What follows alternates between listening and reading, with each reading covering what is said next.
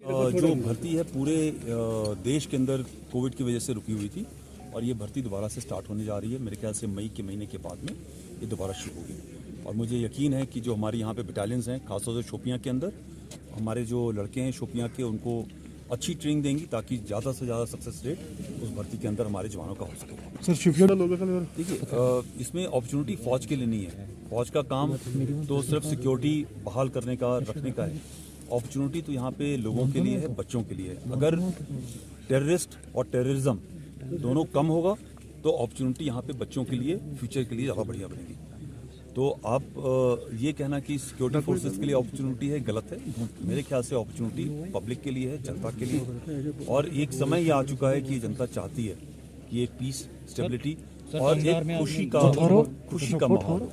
सो उस राह पे चल पड़ी है। मुझे लगता है कि समय की बात है कि इन लोगों ने लोगों से ही, उनसे ही सवाल पूछना है जो इनको टेररिस्ट बनाने की कवायद करते थे।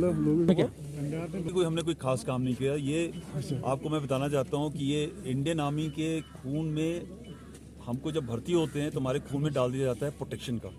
और सिविलियन है, सिटीजन है, देश का सिटीजन है, उसको हमने अपनी जान को कुर्बानी देकर के बचाना हमारा धर्म है, हमारा कर्तव्य है। इसी के लिए हमको ट्रेनिंग मिलती है, वो हमारे जहन में शामिल है। हम तो दुश्मन को बख्शते हैं और बचाते हैं।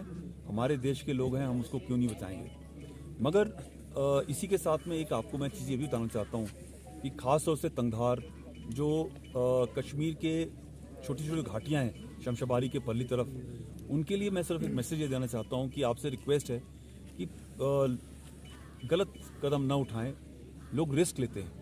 आप रिस्क लेते हो, ये सोचते हो कि मैं निकल जाऊँगा, मगर आप जब फंस जाते हो तो आपके बचाने के लिए, आपको निकालने के लिए एक ग्रेफ का जवान, फौज के जवान अपनी पोस्टों से निकल करके अवलांच के इलाके में, लैंडस्लाइड के इलाके में अपनी जान मुश्किल में डालते हैं। और ये भी याद रखिए कि आपका छोटा सा काम होगा जिसके लिए आप ये रिस्क ले रहे हो, मगर वो भी जो लड़के हैं, जवान हैं, उनका परिवार है, उनके भी बच्चे हैं, उनकी भी फैमिलीज़ हैं। और उस रिस्क के अंदर बचाने में अगर किसी जवान की जान जाती है तो वो बेफजूल होती है।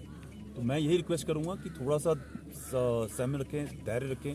रास्ते जब भी खुल जाएंगे तब उनको रोड के ऊपर। एब्सोल्युटली इन्फिल्ट्रेशन में कमी आई है और 2-3 चीज़ों से कमी आई है, क्योंकि हमारे लोग ज़्यादा सजग हैं और हम ये यकीन कर रहे हैं कि कोई भी इन्फिल्ट्रेशन ना हो सके। तो पिछले कई सालों के अंदर जो भी एक मापदंड था, इस पिछले साल तो काफ़ी कम हुआ है और मुझे यकीन है कि बहुत हार्दिक स्वागत है आप सबको। बहुत बहुत जो झंडा है उसके लिए आप लोगों को बहुत मुबारकबाद।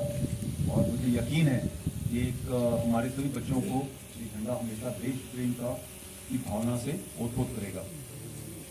इस राष्ट्र ध्वज के लिए मैं श्री पुनीत पालन जी का और सबको बहुत बहुत मुबारकबाद।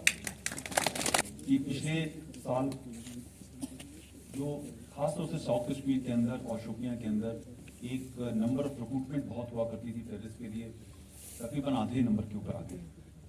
और इसका एक कारण मैं सिर्फ यही मानता हूँ कि आज हमारी जो मदर्स हैं, मौजी हैं, वो ये समझ गई हैं कि अपने बच्चों को कैसे कंट्रोल करना है, उनको सही रास्ते पर रखना है।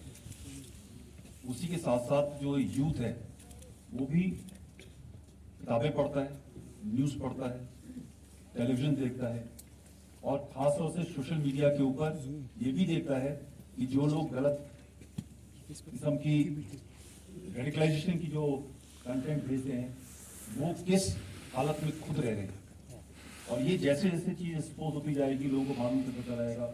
मुझे यकीन है कि हमारा यूथ भी स्मार्ट है, अक्लमंद है और वो समझेगा कि जो गलत रास्ते पे उनको लेके जा रहे थे वो अपने फायदे के लोग लेके जा रहे थे, न कि उनके फायदे के लिए। मैं सिर्फ यही रिक्वेस्ट करूंगा कि यकीन करें कि आपके मोहल्ले का, आपके गांव का कोई बच्चा किसी गलत रास्ते पर जा रहा है, किसी गलत सोबत पे पड़ रहा है, उसको सबसे पहले उस सोबत से निकालें और सही रास्ते पर डालने की कोशिश करें।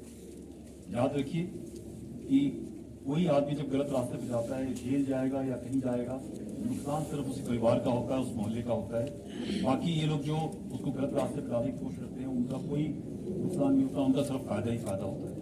हम अपने बच्चों को बचाएं और एक अच्छे रास्ते पर चलने की हिम्मत सीख रहे हैं। Thank you so much.